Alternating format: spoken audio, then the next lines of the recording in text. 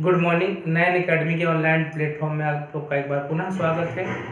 एक वीडियो मैंने आपका ब्लड पे पहली वाली दी थी जिसमें मैंने ब्लड में आरबीसी, डब्ल्यूबीसी, प्लेटलेट्स, प्लाज्मा पे चर्चा किया था कि ब्लड क्या है, कितना ब्लड बॉडी में होता है, इन सब चीज़ों पर चर्चा किया था। ठीक है ना। दूसरी इसमें जो वीडियो है इसमें ब्लड समूह पे हम लोग चर्चा करेंगे। अगर दोनों को देख लिया तो आपका एक नंबर निश्चित है, आप समझ लीजिए आप। तो अब इसमें अगर देखा जाए तो क्वेश्चन ये आता है कि रक्त समूह कितने प्रकार के होते हैं। तो आपने कहा कि 4 प्रकार के होते हैं। ब्लड ग्रुप ए है, ब्लड ग्रुप बी है, ब्लड ग्रुप ए बी है, ब्लड ग्रुप ओ है।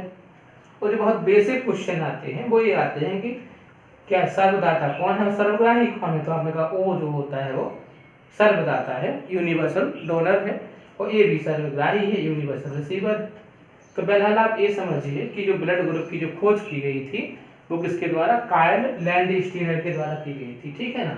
तो अगर जैसे धीरे धीरे जैसे मेडिकल फील्ड बढ़ता चला गया वैसे वैसे खोज होती गई, तो पहले निश्चित सी बात है किसी को ब्लड की आवश्यकता हुई होगी और किसी का ब्लड चढ़ाया गया होगा। जब चढ़ाया गया तो उसका अगर देखा जाए तो सही रूप से प्रभाव नहीं देखा गया होगा, और जब नहीं देखा गया होगा तो फिर ब्लड ग्रुप की खोज हुई। वही भारत में शल्य चिकित्सा बहुत पहले से आप जानते हैं कि इंडस वैली सिविलाइजेशन यानी कि सिंधु घाटी सभ्यता में भी एक खोपड़ी में 6 छेद मिले हैं। मतलब उस समय से शल्य चिकित्सा थी। जैसे बिंदुसार जब गर्भ में थे, पेट में थे, तब भी उनने एक पूरी कहानी जिसको मैं कभी बताऊंगा आप लोग को। तो जो कौटिल्य थे, है ना, जो प्रधानमंत्री थे उन्हें चंद्रगुप्त राजा बनाया था, और एक कहानी पूरी है तो उसमें आपको पता चलेगा कि उनने शल्य चिकित्सा से तलवार से उसको पेट को काट के बिंदुसार को बाहर निकाल लिया था। तो अब अगर हम इसको अभी ब्लड ग्रुप की बात करें तो ब्लड ग्रुप में क्या हो गया कि आपने कहा रक्त समूह जो है कार्ल लैंडस्टीनर ने 1900 में रक्त में एक विशेष प्रकार के तत्व की खोज की, एक विशेष प्रकार का एलिमेंट खोजा, और इसको एलिमेंट को इन्हें कहा एंटीजन। ठीक है ना। तो एंटीजन कहा तो पहली बात तो यह क्वेश्चन आ गया कि एंटीजन कितने प्रकार के होते हैं। तो आपने कहा कि एंटीजन 2 प्रकार के होते हैं, एंटीजन ए हो गया और एंटीजन बी हो गया। ठीक है ना। और इन्हें एंटीजन ए और एंटीजन बी के आधार पर रक्त को 4 समूहों में डिवाइड किया। जैसे ब्लड ग्रुप ए हो गया, ब्लड ग्रुप बी हो गया, ब्लड ग्रुप ए बी हो गया, ब्लड ग्रुप ओ हो गया। तो जैसे हमने आपको बताया कि बहुत बेसिकली क्वेश्चंस जो आते हैं छोटे एग्जाम में, वो आपने कहा रक्त समूह कितने प्रकार के होते हैं, तो आपने कहा 4 प्रकार के होते हैं। आपने कहा कि जो सर्वदाता कौन सा है, सर्वग्राही कौन सा है, तो आपने इसमें देखा। अब दूसरी बात क्वेश्चन ये आता है जैसे सबसे बढ़िया ब्लड कौन सा है। तो आपने कहा सबसे बढ़िया जो है ना वो ए बी है। मतलब कभी भी प्रॉब्लम में आया ए बी वाला व्यक्ति तो ए बी वाला चाहे ए होगा उससे ले लेगा, बी होगा उससे ले लेगा, ए बी वाला तो उससे तो ले ही लेगा, ओ से ले लेगा। ठीक है ना। सबसे बढ़िया ए बी। कहीं पे भी कोई प्रॉब्लम होगा तो ए बी आपको हो गया। अब ए वाला आप ओ है तो वो कॉम्प्लिकेटेड है, ओ वाला केवल ओ से ही ले पाएगा, ना तो ए से ले सकता, ना बी से ले सकता, ना ए बी से, हाँ लेकिन दे सबको सकता है। ठीक है ना। जो आपका देखा जाए तो आपका जैसे अगर आपने कहा ए बी सबसे ले रहा था, अब आप क्वेश्चन आएंगे ए किससे ले सकता है, तो ए या तो ए से लेगा या ओ से लेगा, शब्दाता है वो। बी किससे लेगा, तो आपने कहा बी या तो बी से लेगा या ओ से लेगा। मैंने कहा ए बी किससे लेगा, तो आपने कहा सर ए में तो दोनों है, ए बी और बी भी है। जैसे आप जानते हैं कि यहाँ पे ए और बी दोनों है, तो वो चाहे वो ए से ले ले, चाहे बी से ले ले, चाहे वो ए बी से ले ले, चाहे वो ओ से ले ले। लेकिन अगर मैंने कहा ओ किससे लेगा, तो आपने कहा सर ओ वाला सिर्फ ओ से ही लेगा। मतलब जो है ओ वाले को ब्लड मिलना थोड़ा खतरनाक हो जाता है। तो वो वाला जो भी व्यक्ति है वो सड़क पर भी चले तो थोड़ा संभल के चलना चाहिए, क्योंकि ब्लड निकल गया तो मिलना थोड़ा कठिन हो जाता है। बहरहाल यहाँ पे आपने सर्वग्राही देखा और आपने क्या देखा, सर्वदाता देखा। ठीक है ना। दूसरी बात, अब 2 चीजें आती हैं जिससे आप परिचित नहीं हैं। एक तो है आपका एंटीजन और एक है आपका एंटीबॉडी। ध्यान रखना आप। तो आपको ये देखना है कि एंटीजन क्या है और एंटीबॉडी क्या है। ठीक है ना। तो इसके लिए अगर देखा जाए तो एंटीजन और एंटीबॉडी के लिए थोड़ा हमें पीछे जाना पड़ेगा। जो पहला वाला लेक्चर हम लोग समझे थे, अगर उसको हम समझ लेते हैं तो एंटीजन और एंटीबॉडी पे आप थोड़ा सा समझ पाओगे। जैसे मैंने कहा था कि रुधिर जो होता है, ब्लड जो होता है वो कितना है, तो आपने कहा कि ब्लड कुल मिला के 7% है। मतलब अगर 70 किलो का व्यक्ति है तो उसमें वजन ब्लड कितना है, तो आपने कहा कि लगभग 5 किलोग्राम उसमें ब्लड है। ठीक है ना। अब हमने आपको बताया था कि एक भाग है प्लाज्मा, याद होगा आपको। ठीक है। और एक भाग में आपने क्या कहा कि आपने सर रुधिर है ना, ब्लड सेल्स है, तो आपने कहा ठीक।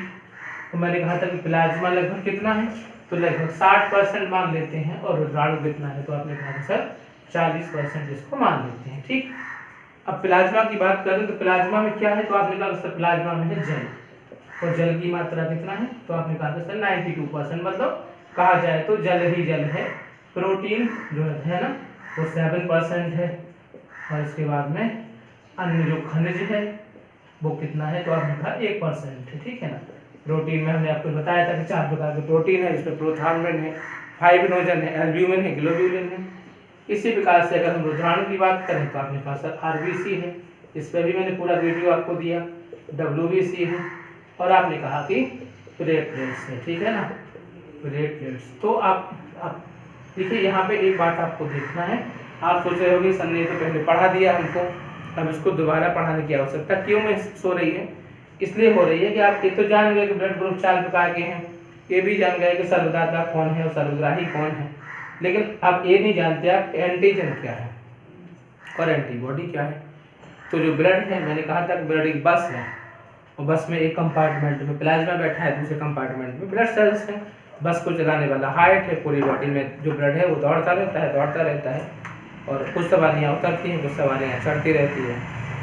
तो अब आपने ये देखा कि मान लीजिए कि आपका जो ब्लड ग्रुप ए है, बी है, ए बी है, ओ है, तो आपने कहा सर एंटीजन क्या है और एंटीबॉडी क्या है, तो आपको मैंने बताया कि एंटीजन क्या है, आरबीसी है। जैसे पूरे ब्लड में हमने आपको आरबीसी बताया था, तो ब्लड किसे कहते हैं आप, जिसका रंग लाल हो उसे ब्लड कहेंगे, अगर लाल रंग नहीं है तो ब्लड नहीं कहेंगे आप, बिल्कुल सही बात है। तो लाल रंग कौन दे रहा है, आरबीसी में उपस्थित कौन है, हीमोग्लोबिन। अगर हीमोग्लोबिन है तो ब्लड का रंग लाल है। वैसे तो हीमोग्लोबिन का रंग बैंगनी होता है, लेकिन ऑक्सी हीमोग्लोबिन का रंग क्या होता है, चमकीला लाल होता है। तो हीमोग्लोबिन नहीं है तो क्या हो जाएगा, आपका ब्लड का रंग लाल नहीं है। तो आपने ये देखा कि अब आपने कहा सर एंटीजन क्या है, एंटीबॉडी क्या है। तो हमने जो कहानी आपको बताई थी उसको दोबारा बताने का प्रयास करते हैं। एक लोग हम लोग क्या करते हैं, खाना खाते हैं, तो जब खाना खाएंगे तो खाना सबसे पहले कहाँ जाता है, मुख में जाता है, माउथ में जाएगा, दूसरा किस में जाएगा, मुख के बाद में। जब मुख में खाना जाएगा तो क्या मिलेगा आपको, टीथ मिलेंगे, है ना, दांत मिलेंगे। दांत के बाद में दांत पे स्टडी करी जाएगी, हम लोग पाचन तंत्र में पढ़ाएंगे इसको। दांत के बाद में आपने कहा जीभ मिलेगी, इसके बाद में सलाइवरी ग्लैंड्स यानी कि लार ग्रंथियाँ मिलेंगी। कुल मिला के मुख से जब भोजन पहुंचा तो ग्रास नली में पहुंचा, 25 सेंटीमीटर लंबी ग्रास नली है, इंग्लिश में कहते हैं ईओसोफेगस। और ग्रास नली के बाद में आपने कहा कि सर आमाशय में पहुंच गया, स्टमक में पहुंच गया भोजन, और लगभग 4 घंटे कम से कम स्टमक में रहेगा। और उसके बाद में जब वो खाना पूरी तरह से गल गया, एजिमुलेट हो गया, तो फिर स्मॉल इंटेस्टाइन में पहुंचेगा, छोटी आंत में, और छोटी आंत के बाद में उसका क्या हो जाएगा, पाचन होगा, एजिमुलेशन होगा। और खाने से अगर आप 1 किलो खाना लेते हैं तो लगभग 10% यानी कि 100 ग्राम ग्लूकोज बनेगा, और ग्लूकोज ब्लड में मिल जाएगा, और 900 ग्राम मल के रूप में बड़ी आंत में होते हुए शरीर से बाहर कर दिया जाएगा। ठीक है ना, तो अब आपने कहा सर वो ग्लूकोज ब्लड के द्वारा पूरी बॉडी में सर्कुलेट होगा। तो हमने ये कहा था कि आपका जो भोजन क्या है, तो आपने कहा सर दाल चावल सब्जी रोटी वेज नॉन वेज जो भी है आपका वो आपका भोजन है। लेकिन आपकी कोशिकाओं का भोजन क्या है, तो आपने कहा हमारी कोशिकाओं का जो भोजन है सर वो ग्लूकोज है। ठीक है ना, तो आप क्वेश्चन आ जाए ग्लूकोज कितना होता है ब्लड में, तो आपने कहा जो ब्लड में ग्लूकोज होता है वो 100 ml में अगर देखा जाए तो लगभग अगर देखें तो 80 से 60 है ना मिलीग्राम होता है, मतलब 80 से कम नहीं होना चाहिए और 160 से ज़्यादा नहीं होना चाहिए। अगर कम होगा तो क्या हो, ब्लड शुगर कम हो रही है, ज़्यादा होगा तो ज़्यादा हो रही है। अगर इससे ज़्यादा होता है तो व्यक्ति को डायबिटीज नामक बीमारी है, कम होता है तब भी है। क्वेश्चन आता है कि हमें भूख कब लगती है, तो भूख कब लगती है, जब ब्लड में ग्लूकोज की कमी हो जाती है तो हमें भूख लगने लगती है, क्योंकि वो जिसका जो खाना है कोशिकाओं का वो क्या है, तो आपने कहा सर ग्लूकोज है। ठीक है ना, बहरहाल आपने ये देखा कि जब भोजन करते हैं तो भोजन माउथ में जाएगा, ईओसोफेगस में जाएगा, स्टमक में जाएगा, स्मॉल इंटेस्टाइन में जाएगा, फिर लार्ज में जाएगा। लेकिन जब हम पानी पीते हैं, पेप्सी पीते हैं, कोल्ड ड्रिंक पीते हैं, ये सब जो कुछ पीते हैं वो कहाँ जाएगा, तो आपने कहा वो सब पानी जैसे पहले माउथ से हम लोग लेते हैं टेक, इसके बाद में फिर हम लोग ग्रास नली में जाएगा, ईओसोफेगस में, फिर स्टमक में जाएगा। स्टमक में अगर भोजन है वो सूखा है तो उसमें थोड़ा मिलेगा, नहीं है सूखा तो उससे ले लेगा, और पूरा का पूरा जो वाटर है वो मैक्सिमम वाटर का जो पार्ट है वो ब्लड में मिल जाएगा। जो भी हम लोग पानी पियेंगे, कोल्ड ड्रिंक पियेंगे, जो भी कुछ लिक्विड लेंगे वो सारी चीज़ें किस में मिल जाएंगी, ब्लड में मिल जाएंगी, और ब्लड के द्वारा फिर वो क्या होगी, पूरी बॉडी में पहुंचेंगी। इसके बाद किडनी से जितना पानी अलग होता है, जैसे किडनी है तो किडनी से यूरेथ्रा मतलब मूत्र वाहिनी के द्वारा मूत्र बन जाता है, जो छन जाता है, जितना छनेगा उतना पानी आ जाएगा। तो मतलब एक ब्लड जो है प्लाज्मा रूप जो है उसका उसमें जो प्लाज्मा में ही तो जल है, तो जब हम पानी पीते तो प्लाज्मा बनता रहता है, प्लाज्मा से छन के वो यूरिन बनता रहता है टॉक्सिक मटेरियल को लेते हुए। बहरहाल इतना आपने समझा। अब आपने ये देखा कि सर वो पानी कहाँ जाता है, कैसे जाता है, इस पर हम चर्चा करेंगे। बहरहाल आप ये समझिए कि जो प्लाज्मा है वो एंटीबॉडी है, जो कि कुछ 3 घंटे का उसका ड्यूरेशन है। आरबीसी को आपने देखा था कि लगभग 70 से लेके 120 दिन का इसका ड्यूरेशन था, और आपने कहा 4 महीने तक आरबीसी रहेगा। 4 महीने के बाद में 70 से 120 दिन में, मतलब 2.5 से लेकर 4 महीने तक इसका जीवन काल है। हो सकता है कभी जल्दी भी नष्ट हो जाए। हजारों आरबीसी रोज नष्ट होती है, लाखों और लाखों रोज बनती है। अब आपसे इतना समझिए कि 1 mm है ना, एक आपका यहाँ पे जो 1 mmQ है ना, इसमें 45 से लेके 50 लाख आरबीसी होती है ना। 1 मिलीमीटर गुणे 1 मीटर गुणे 1 मिलीमीटर में कितना, 45 से 50 लाख आरबीसी कोशिकाएं, ठीक ना। तो आरबीसी कोशिकाओं कम होगा आरबीसी तो हीमोग्लोबिन कम होगा, सारी कंडीशन है। बहरहाल आप ये समझिए कि ओरिजिनल जो ब्लड है वो एंटीजन ही है। एंटीजन क्या है, तो आपने कहा सर ब्लड है, और मैंने कहा कि ब्लड का दूसरा रूप क्या है, एंटीबॉडी, तो वो प्लाज्मा है। इतनी बात तो फिर समझ में आई। अब देखो, अब और चीज़ हम आपको बताते हैं कैसे है। मान लीजिए किसी को इंजरी हो जाती है, चोट लग जाती है, किसी का ऑपरेशन हुआ है, उसको ब्लड चाहिए, तो डॉक्टर क्या करेगा, उसका ब्लड पहले टेस्ट करेगा कौन सा ब्लड है, इसके बाद आरएच फैक्टर भी उसको टेस्ट करेगा। तो ब्लड टेस्ट किया, आरएच फैक्टर टेस्ट किया, इसके बाद डॉक्टर ने क्या किया कि उसने कहा कि मान लीजिए कोई भी ब्लड है, दूसरे का ब्लड मंगाया, आरएच फैक्टर ही मंगाया, आरएच भी बताता हूँ मैं आपको। तो वो ब्लड लिया, तो ब्लड ने क्या किया, डॉक्टर ने उसको ब्लड चढ़ाया। अब ये बताइए कि जिसकी बॉडी में ब्लड कम हो गया था उसको क्या चाहिए था, इसमें से एंटीजन चाहिए था या एंटीबॉडी। तो आप सिर्फ से आप कहोगे कि सर पूरा ब्लड ही चाहिए तो पूरा ब्लड, ये तो सत्य है, लेकिन उसको क्या चाहिए था, तो आपने कहा सर चाहिए तो आरबीसी, ठीक है ना। तो आप समझ लीजिए कि आरबीसी उसको ही चाहिए, तो एंटीजन उसको चाहिए, लेकिन भले ही एंटीजन चाहिए तो बिना एंटीबॉडी के जाएगा नहीं। तो उसने कंप्लीट जो ब्लड था उसको टेस्ट किया, उसको क्या कर दिया, चढ़ा दिया ब्लड। और जब ब्लड चढ़ा दिया तो जो एंटीबॉडी रूपी जल था, वो जल जो है 3 घंटे 4 घंटे में किडनी से छन के यूरिन के रूप में शरीर से बाहर निकल गया। अब उसकी बॉडी जो ड्रिप लगी है उसकी, उसने क्या किया, एंटीबॉडी बनाई। तो एंटीबॉडी बनाई तो अब उसकी एंटीबॉडी उसके ब्लड से, मतलब वो चूंकि एंटीजन को आरबीसी को बनने में बहुत टाइम लगता, एंटीबॉडी तो 3 घंटे में ही बन गई। तो आप कुल मिला के ये समझिए कि मैंने कहा कि एंटीजन क्या है, तो वो वास्तव में आरबीसी है, एंटीबॉडी क्या है, तो आपने कहा प्लाज्मा है। एक बात तो ये क्लियर हुआ। दूसरी बात, एंटीजन क्या है, आप ऐसा समझिए कि जब किसी शरीर में प्रत्यक्ष या परोक्ष रूप से किन्हीं जीवों को प्रवेश कराया जाता है तो ये एंटीजन कहते हैं। एक तो ये हो गया। फिर से बताता हूँ एंटीजन क्या है, जब किसी जीव को प्रत्यक्ष या परोक्ष रूप से किसी बॉडी के अंदर प्रवेश कराया जाता है, शरीर के अंदर प्रवेश कराया जाता है, तो उसे क्या कहते हैं, एंटीजन कहते हैं। अब एंटीजन जब बॉडी में आ गया तो फिर एंटीबॉडी बॉडी खुद बनाएगी। तो अब क्वेश्चन ये आता है कि एंटीबॉडी क्या है, तो आपने कहा सर एंटीजन अणुओं के प्रकटन के प्रतिक्रिया स्वरूप, मतलब एंटीजन जब अणु प्रकट हो जाएंगे बॉडी में, उस प्रतिक्रिया के बाद में एंटीजन अणुओं के प्रकटन के प्रतिक्रिया स्वरूप शरीर के ऊतकों द्वारा जिन कोशिकाओं का निर्माण किया जाता है उन्हें क्या कहते हैं, तो एंटीबॉडी कहते हैं। तो आप इतना समझ गए होंगे। अभी भी नहीं समझे तो आप समझ लीजिए जब लिया जिससे वो किसी जन से लिया तो वो एंटीजन है, वो जो बॉडी में बनाया एंटीबॉडी है, ठीक है। अब दूसरी बात ये समझते हैं कि अब आपने कहा सर ये ब्लड ग्रुप ए था, इसमें एंटीजन ए है, बी था तो बी है, ए बी था तो ए बी है, और ओ था तो यहाँ पे कोई नहीं हो जाएगा, ठीक है ना।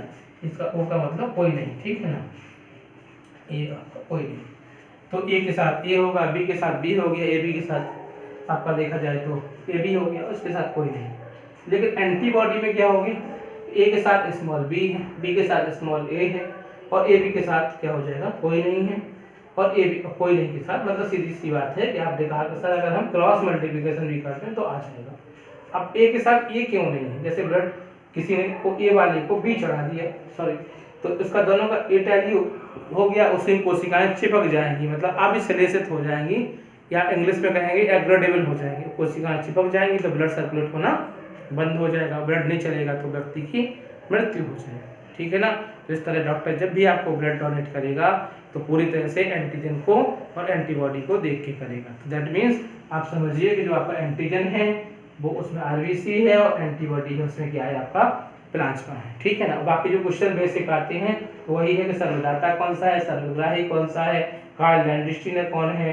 ठीक है, अगर डेप्थ क्वेश्चन है तो आप इसको समझ सकते हैं कि कभी लिखने को आ जाए कि एंटीजन क्या है, मेंस में एंटीबॉडी क्या है। तो हमने आपको बताया कि एंटीजन वो है जिसमें आरबीसी है जो प्रत्यक्ष या परोक्ष रूप से शरीर में प्रवेश कराया जाता है, और एंटीबॉडी क्या है, तो जब भी शरीर में कोई प्रवेश करेगा तो एंटीजन भी जाएगा, एंटीबॉडी भी जाएगा, लेकिन एंटीबॉडी तो 3 घंटे के बाद यूरिन के रूप में आउट हो जाएगा। जब वो खत्म होगा तो बॉडी स्वयं एंटीबॉडी बनाएगी, उसे हम लोग क्या कहते हैं, एंटीबॉडी। मतलब एंटीजन अणुओं के प्रकटन के प्रतिक्रिया स्वरूप शरीर के द्वारा जिन कोशिकाओं का निर्माण किया जाता है उसे हम लोग क्या कहते हैं, तो एंटीबॉडी कहते हैं। ठीक है ना।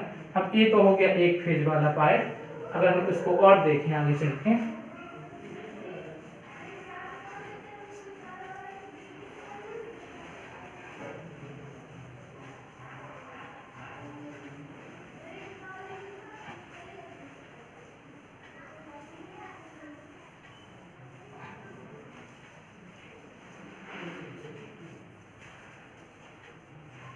तो आपने कहा कि सर RH तत्व क्या है, ये हो गया RH तत्व। ठीक है ना। RH तत्व की जो खोज की थी वो इसके बाद में कार्ल लैंडस्टीनर एवं वीनर ने। ठीक है ना। अब हुआ क्या, खोज कब की ये देखो आप, तो कब की थी, तो 1940 में, मतलब 40 साल बाद इसकी खोज हुई। खोज की आवश्यकता क्यों पड़ी और किस पे की गई, तो जब क्या हो रहा था कि ब्लड किसी ए वाले को ए दिया जा रहा था, तो कभी कभी तो वो सही था, लेकिन इसके बाद में कभी कभी उसकी मृत्यु हो जा रही थी।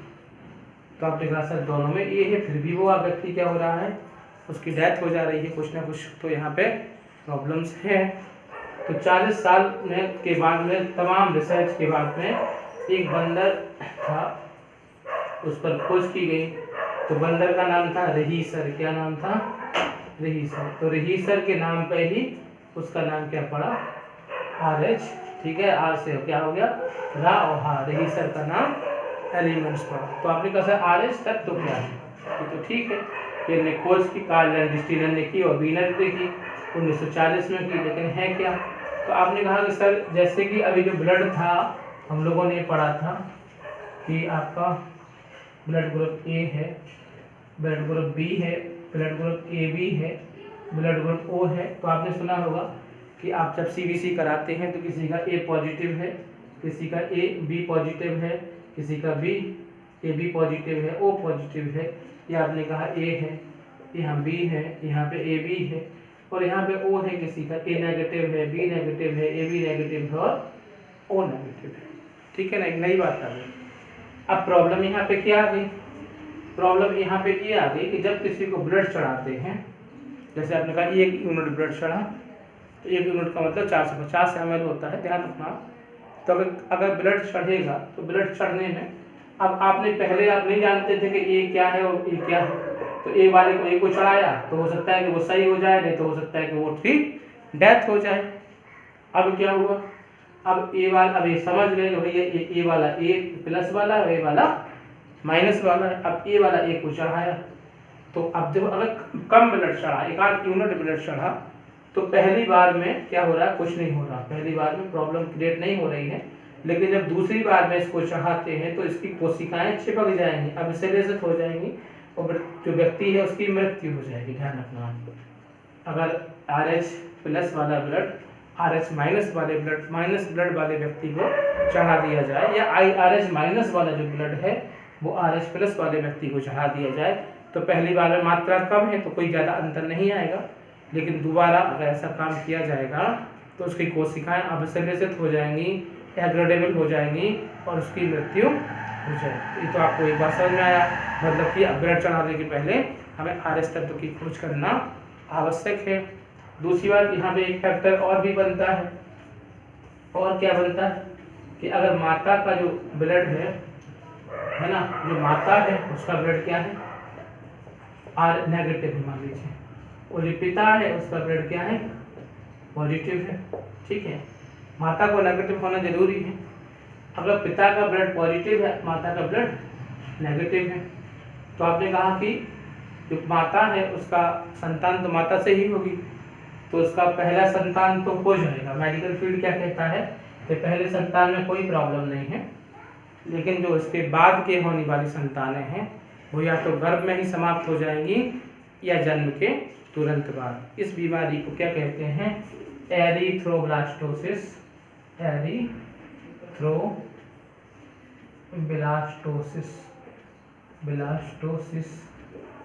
एरिथ्रोब्लास्टोसिस फीटेलिस, ठीक है ना, फीटेलिस। कुल मिला के ये समझिए कि अगर माता का जो ब्लड है वो नेगेटिव है, ठीक है, मदर कैसी है और फादर कैसा है, पॉजिटिव है, तो पहला बेबी अगर हो गया तो हो गया, लेकिन सेकंड बेबी से या तो वो गर्भ में ही समाप्त हो जाएगा या जन्म के तुरंत बाद। हालांकि अभी कुछ मेडिकल फील्ड उसको क्योर करने का प्रयास करते हैं। बहुत से एग्जाम्पल ऐसे भी हैं कि सेकंड बेबी, थर्ड बेबी भी अच्छे से पैदा हो गया, लेकिन यहाँ पे माता के गर्भ में उसकी कोशिकाएं एग्रेडेबल हो जाएंगी। तो आपने ये देखा तो क्वेश्चन आ जाएगा एरिथ्रोब्लास्टोसिस फीटेलिस बीमारी क्या है, तो आपने ये देखा कि माता का जो ब्लड है वो RS माइनस है और पिता का ब्लड क्या है, RS प्लस है। अगर ऐसी स्थिति है तो माता से एक बेबी होगा तो हो जाएगा, आगे वाली बेबी होने में बहुत समस्या है। दैट मीन्स प्रेगनेंसी तो आएगी, गर्भधारण तो करेगी माता, लेकिन जीवित बच्चा पैदा होना मुश्किल है, वो भी गया तो वो मर जाएगा, ठीक है ना। और अब कुछ डॉक्टरों ने इस पर कमांड पाने का प्रयास किया है, ठीक है ना। तो इसमें एक टॉपिक और जो लास्ट में है कि माता पिता के रक्त समूह के आधार पर बच्चों के रक्त समूह। तो अब आपने इसको भी देखते हैं थोड़ा एक बार और। मान लीजिए आपने कहा कि सर A प्लस है, A माइनस है, B प्लस है, B माइनस है, AB प्लस है और AB माइनस है, तो आपने कहा O प्लस है, O माइनस, ठीक है ना। तो जो माइनस वाला सिस्टम है इसके जो है ना, जैसे विश्व में जो जनजातियां होती हैं, काकेसाइड है, मंगोलाइड है, निग्राइड है, काले प्रजाति जिसमें बोली बाल होते हैं, नाक बड़ी होती है, अफ्रीका महाद्वीप के जो लोग रहते हैं, ऐसे लोगों में माइनस की जो है परसेंटेज ज़्यादा है। ऐसा भी नहीं, भारत में भी काफ़ी कुछ 10 लगभग 10% तक RS माइनस वाले लोग दिख रहे हैं, ठीक है ना। तो बहुत से लोग को दिमाग में ये भी आ रहा होगा कि जब हम शादी करेंगे तो लड़की की लंबाई चौड़ाई के साथ साथ उसका ब्लड रिपोर्ट भी दिखवा लेंगे। तो भाई ऐसा है कि हमारे देश है हिंदुस्तान, यहाँ पे आधे लोग तो अभी भी लड़की नहीं देखते हैं, शादी माता पिता की मर्जी से ही हो जाती है, तो ब्लड टेस्ट की तो बात ही छोड़िए, ये तो सब भगवान के भरोसे होता है, आप जानते ही हैं, ठीक है ना। तो स्थिति ये है कि एक हमारे स्टूडेंट थे, उनकी कहानी अगर मैं आपको बताऊं, PCS से आज वो, कि जब उनसे मिले तो उनका एक ख्वाहिश ये था कि हम अपनी शादी में सूट बहुत अच्छा पहनेंगे, ठीक है ना। तो सूट जो है, ठीक है, तो हम आप लोग को एक कहानी बता रहे थे, क्योंकि जो ब्लड ग्रुप की वाली बात है कि ब्लड ग्रुप अगर माता का माइनस है और पिता का प्लस है तो जो कि बेबी में प्रॉब्लम आ जाएगा, ठीक है। हमारी जब भी आप लोग देखते हैं कि हिंदू धर्म में जन्म कुंडली होती है, उसमें भी नाड़ी दोष देखा जाता है, या आपने कहा कि जो है गोत्र देखा जाता है, तो हमें लगता है कि हमारे पूर्वज हमसे ही अधिक योग्य थे जब सब संगोत्र देखते थे, मतलब गोत्र देखते थे, तभी वो देखते थे, शादी करते थे। और अब जो है तो हो सकता है विदेश में सिस्टम है कि आप जब शादी करते हैं तो कोई लड़की का ब्लड ग्रुप पूछ सकते हैं, या भारत में कुछ एक आध छोटी जगह में हो सकता है, लेकिन भारत में तो जैसे मैंने आपको बताया कि आधा क्षेत्र ऐसा है कि आप कन्या बिना देखे शादी हो जाती है, आप उसको जानते हैं अच्छे से। हमारा देश आज भी तमाम प्रकार की मान्यताओं परंपराओं से भरा हुआ है और होना भी चाहिए। यहाँ पे मैक्सिमम शादियाँ हमारा खुद की मर्जी से ना होकर हमारी माता पिता की मर्जी से होती है, ठीक है ना।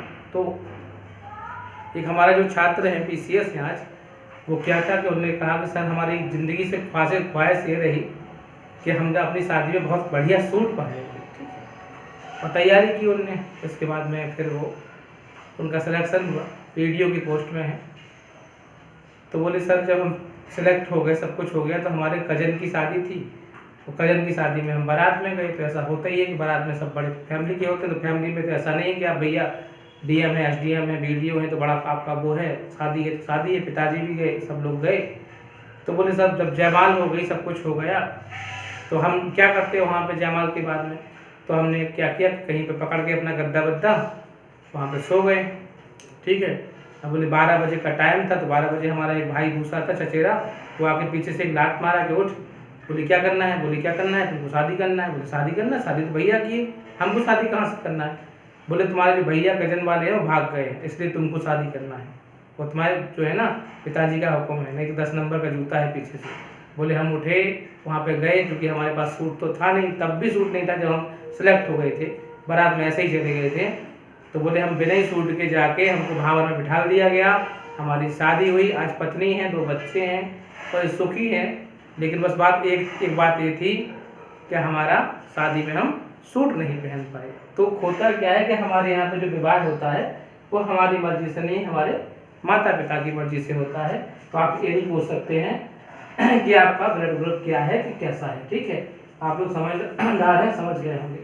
अब आगे की अगर चर्चा करें तो इस पे आता है कि माता पिता के रक्त समूह के आधार पर, माता पिता के रक्त समूह के आधार पर बच्चों का संभावित रक्त समूह, ठीक है ना, माता पिता का जो भी ब्लड होगा, जैसे माता का पिता का ए है और माता का भी ए है।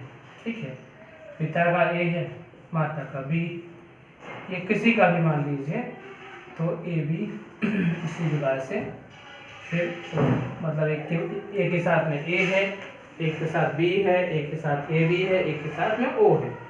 इसी प्रकार से बी के साथ में बी हो गया और बी के साथ में ए बी हो गया और बी के साथ में ओ हो गया, है ना। इसके बाद में ए बी है तो ए बी के साथ में ए बी हो गया और ए बी के साथ में ओ हो गया और इसके बाद में ओ के साथ में ओ हो गया। 10 जोड़े बने। तो यदि माता भी ए है और पिता भी ए है तो होने वाला जो शिशु है उसका या तो एक होगा ग्रुप या ओ होगा, ध्यान रखना, ठीक है ना। क्योंकि ए बी से चारों बनते हैं, आप जानते हैं, तो ए भी हो सकता है, बी भी हो सकता है, ए बी भी हो सकता है और ओ भी हो सकता है। अगर माता ए है, पिता बी है, या पिता ए है, माता ओ है, तो या तो ब्लड ग्रुप उसका ए होगा या बी होगा या ए बी होगा, या अगर एक का ए है दूसरे का ए बी है तो इस स्थिति में ए भी होगा, बी भी हो सकता है और ए बी, मतलब ओ नहीं होगा, ध्यान रखना। अगर दोनों एक ए है दूसरा एक ए बी है तो ए भी हो सकता है, बी भी हो सकता है और ए भी हो सकता है। ए और अगर ओ है तो या तो ए होगा या ओ होगा, ध्यान रखना। इसी प्रकार से बी भी वाला है, दोनों का बी है तो या तो बी होगा या ओ होगा। बी और ए बी में तो या तो ए होगा या बी होगा या ए बी होगा, ठीक है ना। और बी और ओ वाले में भी बी होगा या ओ होगा। यहाँ पे ए बी और ए बी है तो वही स्थिति है, ए होगा या बी होगा या ए बी होगा। अभी मैं सिखा देता हूँ आपको। और ए बी और ओ है तो या तो ए होगा या बी होगा और दोनों में ओ है तो केवल ओ होगा, ठीक है। अब अगर आपको थोड़ा याद करना है, सीखना है कैसे होगा, तो हम आपको बताते हैं कि जहाँ पे ए बी लगा है वहाँ पे तीनों आएंगे और ओ नहीं आएगा। जहाँ ए बी लगा है वहाँ, क्योंकि यहाँ पे ए बी ओ दोनों है इसलिए केवल ए और बी आया। अब जहाँ पे दोनों सेम है तो वो तो आना ही आना है, कुछ नहीं है तो ओ आएगा। जहाँ ए और बी है वहाँ चारों आएगा, और जहाँ ए और ओ है तो वहाँ ए ओ आ जाएगा। बी और बी है तो बी आएगा, ओ आ जाएगा। बी और ओ है तो बी और ओ आ जाएगा। और ए बी है ओ तो आप जानते हैं ए बी आ गया, और दोनों ओ है तो ओ आ जाएगा। अभी भी आप लोग को और बढ़िया से मैं एक बार समझाऊं तो क्लियर होगा थोड़ा। जैसे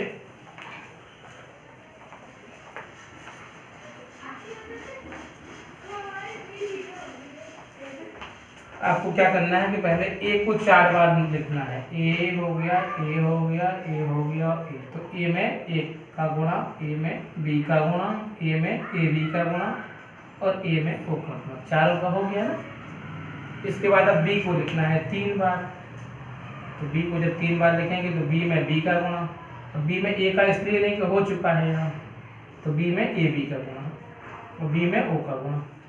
अब ए बी 2 बार लिखना है। तो ए बी जो 2 बार आप लिखेंगे तो ए बी और ए बी, तो इसमें ए बी में किसका गुणा, ए का गुणा और ए बी में अगर देखा जाए तो बी का गुणा, नहीं सॉरी, ए बी में ए बी का गुणा और ए बी में ओ का गुणा, ठीक ना।